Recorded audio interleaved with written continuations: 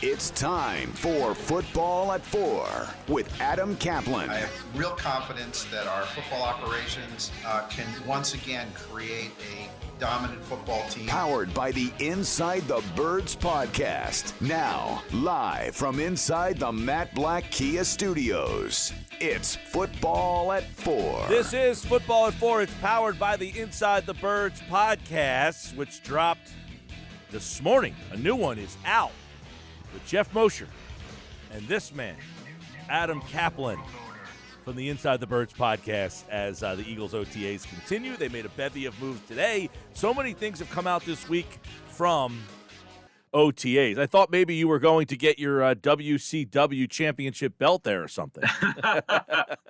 No, what happened is my light flickered here, so I want to make sure it stayed on in my studio here. But yeah, look, the Eagles made a bunch of front office moves, nothing major, but they reassigned. When I say reassigned, they gave people different titles. Some are promotions, some are lateral moves, but the big one with Catherine Rage, who moved up to VP of Football Operations, that's definitely a big role. That's going to be sort of closer to Howie Roseman, the general manager. And this is a move. If you listen to Jeffrey Lurie, Mike, the owner of the Eagles, talk about her, he's a big fan of hers. So she gets to move up. And by the way, I was talking to someone who worked with her with the Montreal Alouettes.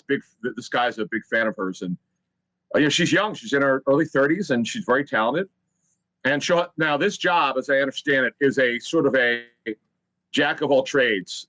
It's projects, it's research. And this is what Andrew Berry did for his 1 year with the Eagles, which is an important job. The research role in personnel is pretty big, information gathering, filtering information, stuff like that. That's an important role. And she gets a VP title, which is pretty big. Yeah, I know a lot of people are saying, okay, what is her background? Where did she come from? She's now the highest-ranking female personnel executive in NHL history. I mean, so she's essentially one step away from running the personnel department, correct? Well, yeah, look, if you look at it this way, Andrew Berry moved on from his role under Howie Roseman in a similar role to general manager of the Browns. So, yeah, you could say that. And the other one now, this is interesting. Dave Caldwell, the former Jaguars GM, was hired as a personnel executive. Yeah. So, and I'm also told that he came over from. He was actually a consultant for the Ravens before the draft. So Dave is an experienced guy. He knows Howie Roseman very well. They go back many years, and let's not forget that they made the AFC Championship game in 2017, and it wasn't for Tom Coughlin's issues or the players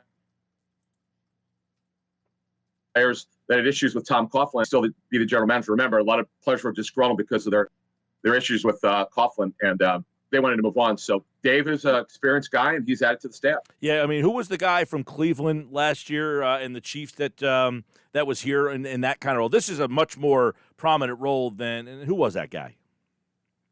Oh, Andrew Berry? No. The guy – who was the GM? Oh, John Dorsey. Yeah, John Dorsey. Yes. John Dorsey was in the. It was more of an advisory role. This is more of an actual, job, correct? Yeah, personnel executive. It's just his title is personnel executive. That could be anything because they're not giving him a specific title of what he's going to be doing. But when you look at what he can do, because he's done it all, being a general manager, and he's been in the league, formerly of the Falcons and the Colts. He's there to advise. They could, like my friend Phil Savage, who former Browns GM, who worked with me at ESPN. Joe Douglas brought him in because Joe Douglas worked under Phil with the Ravens, and Phil has some college schools in terms of just a general area. So Dave Caldwell could have a variety of roles, and he's another guy who's experienced that Howie Roseman has brought in. Yeah, so I guess everybody goes, why did they make all these changes? Is this because they didn't draft well? What's the message when you see a reshaping of the front office like this, Adam? What it is also Brandon Brown, who got a promotion to, he's sort of a co-director of player personnel because Ian Cunningham got his title back of director of player personnel. Brandon Brown's a promotion. He was their pro personnel director. He's a guy who's highly thought of with their personnel staff.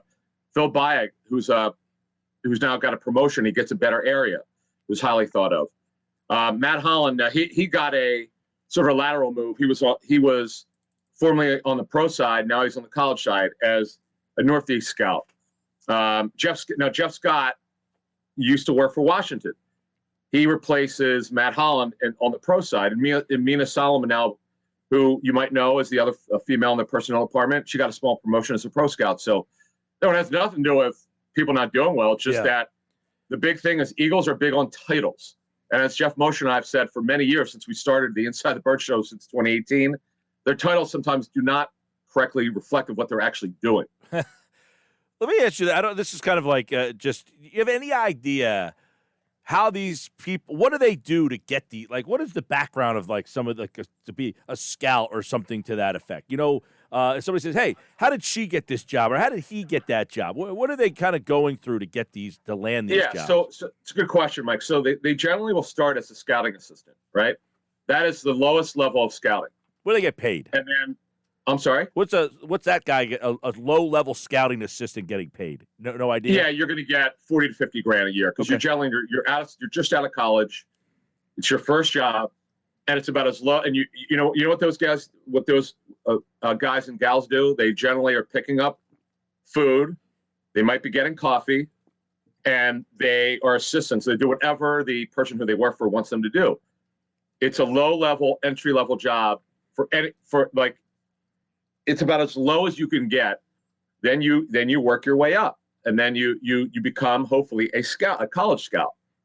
And then if you're a good college scout, you let's say you get one area, you get a better area. Like Phil By got the Southeast. That's big. That's in a way a promotion. So I think you have to look at that. And then when you look at Brandon Brown, that's a big promotion for Brandon Brown. Going from pro personnel director to player personnel, director of player personnel, that is a jump. That technically, the next step for him would be assistant GM or general manager. So everybody seems to be moving up, or at worst, they were reassigned to an equal job. All right, so let's look at some things that have happened this week with Adam Caplan here, because I think it's been an interesting week. First off, today, you guys on Inside the Birds, and Mosher had kind of been the one that said this on Football at 4 about Brandon Brooks, and I was kind of like, they can't trade Brandon Brooks. I mean, come on, man, this is one of the best right guards in football. He admitted today that he was on the trade block, but he said, I really wish I would have heard from someone other than my mother. So he's getting the reporting, or she's hearing the reporting, and the team didn't say, hey, we're trying to trade you, which I guess they don't owe that to him, but maybe so. But are you surprised that the team tried to trade Brooks? No, but here's what I would say. I don't know if they were trying to trade him. The word around the league was he was available because he's come off of an injury. But theoretically, Mike, to be honest with you, most players are available. If you cornered a general manager, you'd say, is this guy available? Yeah, for the right offer, sure. But I don't think I wouldn't say they were really shopping him. I look at it that way. We put this out a couple months ago that it was known around the league towards the draft that maybe he could be had, depending on what the offer was. But I would say I wouldn't call that. That's usual talk. You would not believe how many conversations are had around the National Football League, and very few of them happen. So I don't put a little. I don't. And to answer your question, I think it's a fair point. Is it really, let's say a team called the Eagles, right, for Brandon Brooks. Let's say they engage that team. Is it really the front office's responsibility to tell them, hey, we had a conversation with the team that they called us? No, that's not. And Brandon Brooks, and I mean, Jeff and Moshe and I are huge fans of Brandon Brooks. I understand what he's talking about, but this is just the way it is in the National Football League. So I wouldn't read anything into that at all, other than I understand what he means by that. But it's really, look, he's their starting guard this season. Now, the reason why we said he was going to be a hard person to trade is we reported a year ago that he had what's called an advance guarantee on his contract, that his base salary for 2021 became fully guaranteed in 2020. And I give his agent, Joe Panos, who actually played for the Eagles, credit for getting that in his contract. Adam Caplan, Football at 4. And then today, Brandon Brooks, he did say that he's confident that he's got to have no ill effects from this Achilles tear and that he's ready to go. And there shouldn't be any reason why he wouldn't if you've seen him anyway. I mean, the guy's in fantastic shape. He's unbelievable. Yeah, someone said, and it was pretty funny. Someone put on our Inside the Birds YouTube page comments. I go in there, I clear out. We get spam in there sometimes, and I'll look at the comments every once in a while. And I saw this guy. One guy said it was great. He said that I think Brooks should be in the WWE. He looks like that. He's so jacked up. And what a great story. And what a great guy he's been to be very public about his challenges with anxiety, and I applaud him. I literally said he should fight Brock Lesnar in an MMA cage. That's how good a shape that Brandon Brooks looks like. So that's good. He does. Shane Steichen mentioned over the weekend that his eyes keep going to the offensive line, which includes Brandon Brooks. We heard Lane Johnson. He's kind of cleared for everything in the offseason here now, which is good news. We'll see if he gets cleared for that for the all season. So that offensive line is kind of going to be a story, I think, with Steichen saying that, how good they look on tape. And then someone messaged on our Facebook, which line is he watching? I was like, the one that led him to the playoffs 3 out of the last 4 years if they're healthy. But Mike, here's the comments here, right? Here's the thing with this situation with their offensive line. They've got 3 players on their offensive line who are 30 years or older. And also Seumalo, who's much younger, he had a significant knee injury last season, a significant time. Dillard's also it's coming off a significant injury. He didn't even play last season. So those are the issues. Yep. Can they stay whole? But I agree with your assessment. If they could stay together and play, and it's a 17-game season, I still have problems processing that. It's just weird to me. But if they could play 15 out of 17 games together, yeah, they're a top 3 line. I would agree with that. All right, let's look at what OTAs are about the skill position players. You get a chance to kind of see them running around, making plays, and everybody likes to see the rookies. So the Eagles have a perfect blend here. They got 2 young receivers, OTAs. This is made for them. What are we learning about the roles? Jalen Reagor said, I'm going to play probably in the slot more. Then he kind of said, well, I'm going to be all over the place. But did he give us a little clue of how the Eagles see him in 2021? Yeah, what we put out on our show, and people didn't quote us, right? So thank God Mosher was on your show yesterday, and was on our show obviously this morning, cleared up from his reporting. So Jeff, what I had said on our show back in February is that the early word on Reagor is he's going to be moved around. He's going to see some time in the slot. So some of these, what I call micro-bloggers, these kids on Instagram who are trying to build their following, there are like 7 of them on Instagram. And they kept quoting me saying that Reagor was going to be moved to the slot. I didn't say that. Mosher didn't say that. Jeff said this morning that he's going to be moved around. And here's what happened. So the reporters only get access to the warm-ups and practice, and they saw him in the slot in warm-ups. That doesn't mean that's where he's going to play this season. That just means that's where he warmed up at. And Jeff said that he's going to be, from what he's heard, he's going to play. They're going to move him around. So, no, he's not going to just be in the slot. That's definitely not cool. Right, exactly, because people are like, well, and they made a mistake because they said Jefferson. They didn't draft him because he was a slot guy, God. Right, that whole thing. It's like, no, they're going to move Reagor wherever they deem him, because I think we can all agree that Peterson did not do a good job utilizing Reagor's skill set last year. Yeah, Jalen Reagor, and I understand in the coach's defense, he had 2 different injuries, the broken thumb, the sprained shoulder, they're both pretty significant injuries. And the missed practice time, I think, set him back because I know coaches will tell me over the years, we don't want to give guys, especially rookies, too much on their plate. But Mosher, if you remember last year, he was the first person to report that they were cross-training Reagor for a variety of roles. And I don't look, we've criticized Peterson enough. I think if Reagor had not suffered those 2 injuries, he probably would have done what you were talking about, being moved all around. There's certain things they couldn't do with him because he missed too much time. But Devontae Smith, by the way, just to add to this receiver talk before we move on with the rookies, another guy's going to be moved around. I don't know that, if you remember that the head coach, Nick Sirianni, he tried to downplay the X and Z positions. Because the reason is they're going to be moved around so much, they're not going to be what's called static. They're not going to be in one just place. They're going to take advantage of their method. Mike, is that this staff is going to be big on matchups. So when the receivers are getting moved around, they're going to scheme these guys to get open. Which, by the way, Kyle Shanahan is probably the best in the National Football League at doing. Now, let's look. You mentioned the rookies, Devonta Smith. What are we seeing from him? It sounds like, already he catches the ball. That's different from the receivers they've had on this roster in the past. But what else do we see and know about how they're going to utilize him? Yeah, and the thing that I do want to add to this is that, and this is important, he brings such a presence to their receiver room to the field. He practices a certain way. He sets the example. We've talked about this on Inside the Birds. From what we had heard, there was a lot of immaturity with their receiver core. It's not a secret to anyone who covers the team if you really know the team. And they needed to get an alpha, is what we had heard, and they need to get someone who's mature. And Devontae Smith, and I know part of it's he played for Nick Saban, so you're probably going to be pretty mature. He comes in there and he is the guy for that room, and he set the tone from what I understand of practice, and that's exactly what they needed. And I'm starting to see why that they drafted him.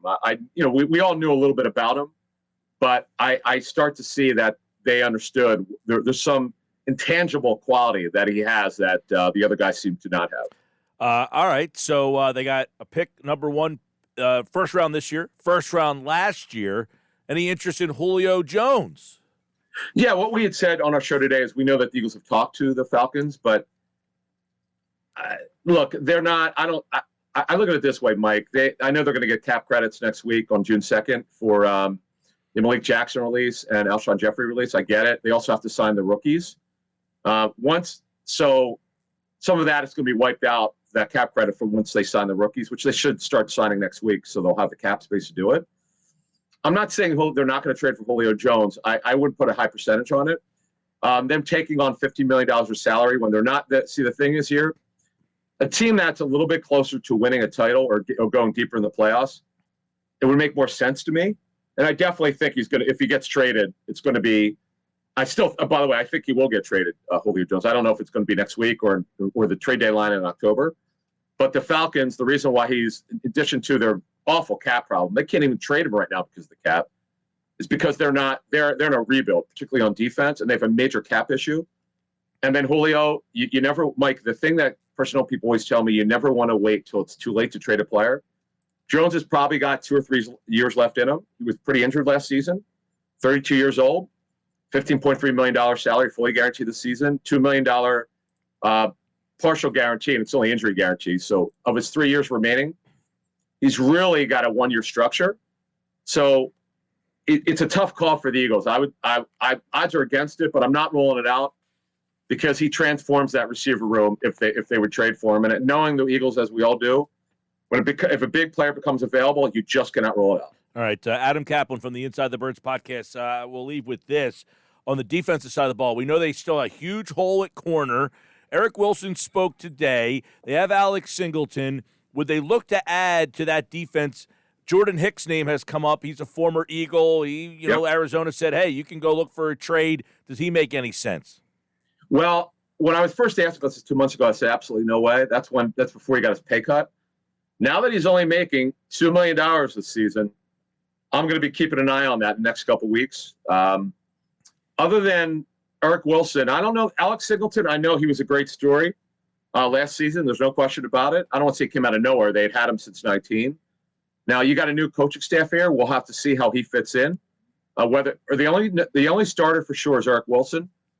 We'll see on Alex Singleton. I would not rule out a return for Jordan Hicks because he's a veteran player. He's only making $2 million. I know he turns 30. He has an injury history. They drafted Zaven Collins in Arizona, so they obviously made him available. And I know a Cardinal source said that don't rule Philly out. So we'll see. I'm not saying there's a problem. I just don't put percentages on anything unless I'm involved. But it just makes too much sense to me. To answer your question, it would make a lot of sense, but we'll see. We'll put a high percentage on it. I'll tell you what, if they were able to get Hicks and then somehow got a corner, don't you think the anticipation for this season would be different? It is, but I'll tell you what. Look, we don't have time to talk about Ryan Kerrigan. I mean, we can talk about him next Thursday. We talked about it on the inside. Listen to my comments on this morning's show. They're pretty strong. All right, that's the Inside the Birds pod. You can find at Inside Birds, wherever you guys get your podcast. Adam Caplan at Caplan NFL. Don't forget, new pods on Mondays and Thursdays drop at 6 a.m. And then check out all the other stuff on the Inside the Birds platform. Q&A did a great show this week. I implore you guys to check that out as well. He's Adam Caplan. It's Football at 4 here. Have a great Memorial Day weekend, man.